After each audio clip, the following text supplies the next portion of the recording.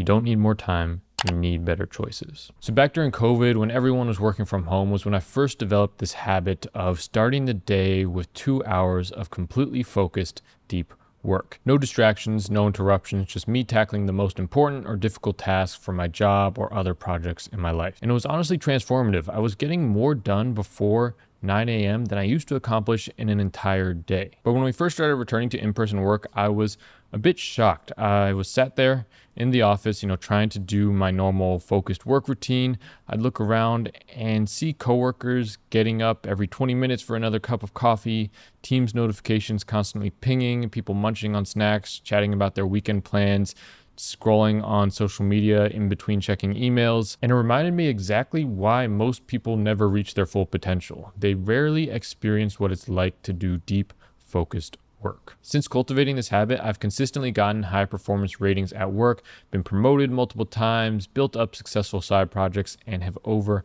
doubled my income. All because I start each day with just 2 hours of focused, deep work. Now, before I share the exact system that I use, we need to talk about why most people fail at deep work, and it's probably not what you think. Most people approach deep work like a diet. They try and push through it with sheer discipline. Maybe they block out an hour on their calendar, they sit down to work, and then they just check their phone one last time before they get to work, or reply to one quick email, or maybe start working and then take a short break that somehow stretches into the afternoon. The problem isn't lack of motivation, discipline, willpower, or any of that. It's that our modern work environments and technologies are specifically designed to fracture our attention. Research shows that it takes an average of 23 minutes to regain your focus after getting interrupted, but most knowledge workers get interrupted every 11 minutes, so the math just doesn't work. Each time you switch context, like from deep work to email, from writing a report to answering Teams messages,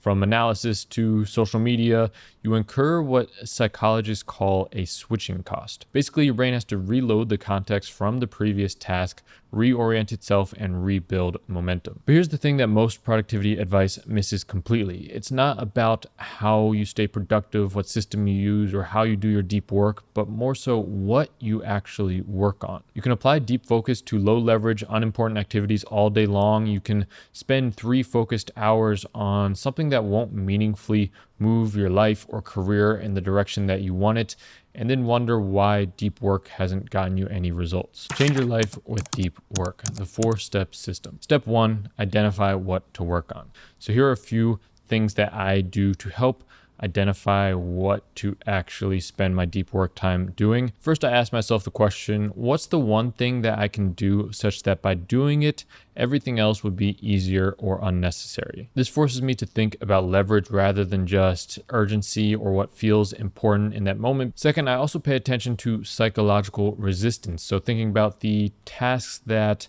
I often procrastinate on, maybe feel a little bit anxious about, or continuously reschedule. Oftentimes, those are the very ones that deserve your attention the most. So treat that resistance that you might feel to doing something more as a signal than a warning. It usually indicates that the task requires complex thinking, involves uncertainty, forces you to develop new skills, or might lead to meaningful change in your life or career. So when I feel myself avoiding a particular project, I've learned to view it as a bit of a compass pointing me towards my most important work. Now, of course, there's a lot more to it than that in terms of aligning your work, the tasks you do, how you spend your time towards meaningful projects and goals that will move your career and life in the direction that you actually want it. I dive deeper into these concepts and share more systems like this in my weekly newsletter. I'll leave a link somewhere in the description to that if you're interested.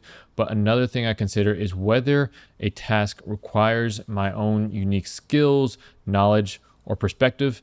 If someone else could do the work just as well as me with minimal training, then it's probably not deep work. And this is why I'm always on the lookout for new knowledge or ideas to incorporate into my own life. Whether I'm trying to improve my skills or develop better systems, I find it incredibly helpful to learn from other people who can provide fresh perspectives or remind me about ideas that I've forgotten. And that's where today's sponsor, Skillshare, comes in. I've recently been taking Ali Abdaal's productivity masterclass on Skillshare. He's definitely been a huge inspiration for a lot of people on YouTube, including myself.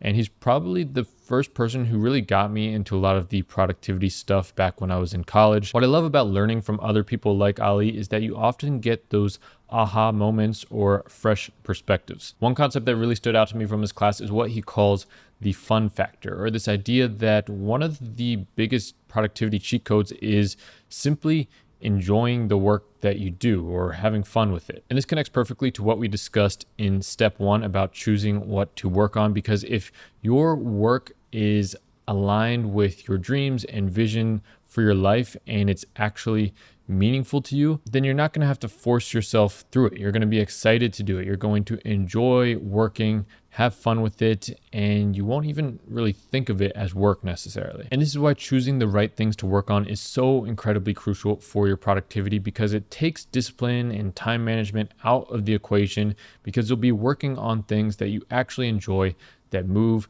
your life or career in the direction that you want it to go. Skillshare has thousands of classes like this from incredible experts across every field, such as personal development, productivity, film and video, marketing and business, and so much more. You can learn at your own pace whenever you want. Plus, they have a 7-day free trial and risk-free 30-day money-back guarantee. The first 500 people to use my link in the description will receive 20% off their first year of Skillshare.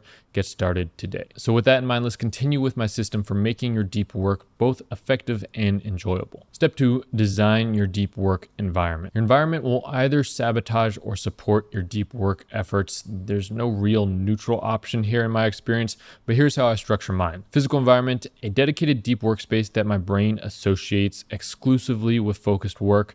For me, this is a specific corner of my apartment with a clean desk just facing a blank wall. Nothing on the desk except what's needed for the current project. Noise canceling headphones playing brown noise, a notepad beside me for capturing intrusive thoughts without breaking focus, and water, matcha, or coffee prepared in advance. So as for my digital environment, I have focus modes enabled on all of my devices, website blockers automatically activated during my deep work sessions, and an organized computer filing system that's free of digital noise and unnecessary friction. The key insight with all of this is that it's a form of pre-commitment. You're making these decisions ahead of time that your future self will thank you for. Step 3, time your deep work for maximum impact. When you work matters almost as much as how you work. Through a bit of self-experimentation, I've found that I have about 6 hours of cognitive bandwidth for truly deep focused work each day. Of course, I can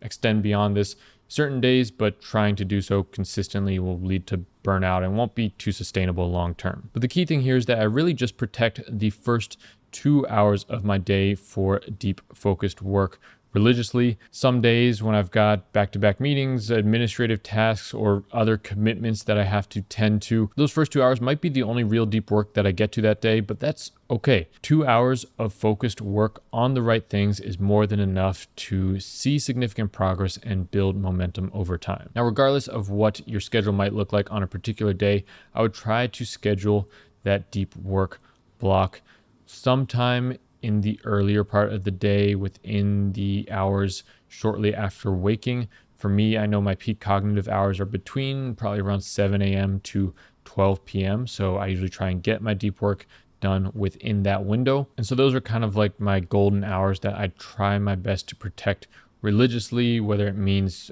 attempting to schedule meetings for later in the day rather than in the morning, making sure that I don't check messages or email until at least after that first deep work block. And of course, making sure that my phone stays in another room until my deep work session is finished. Now, if your schedule or brain permits you to do multiple deep work blocks throughout the day, what I've found works best is working for between 90 to 120 minutes at a time with 15 to 30 minute breaks in between sessions, rather than trying to just maintain focus for 3, 4, 5 hours straight, because that might work once, but you're going to feel completely drained afterwards.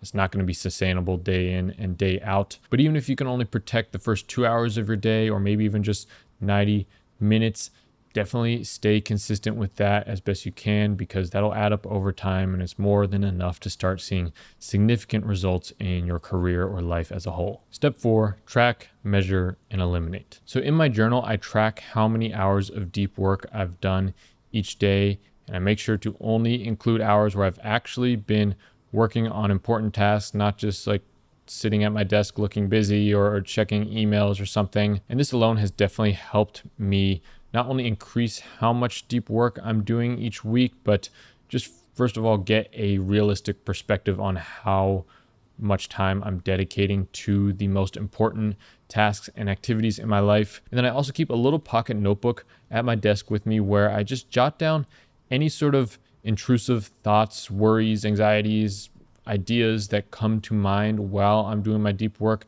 That way I can just get it out of my head onto a paper. I can come back to it later and get back to focusing on my deep work. And this helps me not give in to those intrusive thoughts or potential distractions. At first, if you haven't really done much deep focused work like this, you might be getting loads of thoughts popping into your mind. But once you sort of get in the habit of writing them all down, you sort of clear it out and you'll be able to just stay focused for longer durations. Now, here's the thing. You can have the perfect deep work or productivity system, the ideal desk setup or environment, and know exactly what you need to work on. But there's still one massive obstacle that could completely sabotage everything we've just talked about: your phone. The constant notifications, the urges to impulsively check social media and get that little dopamine hit every few minutes that constantly fragments your attention. Because honestly, if you can't control your relationship with technology and get it to work for you rather than against you, then none of these ideas matter. You'll sit down to do your 2 hours of deep work and within 15 minutes be back to scrolling on Instagram or checking your messages. If you want to actually implement what we discussed today, you need to watch this video where I'll show you exactly step by step how I reduced my screen time by over 85% and eliminated the distractions that used to destroy my focus. Do something today that your future self would thank you for.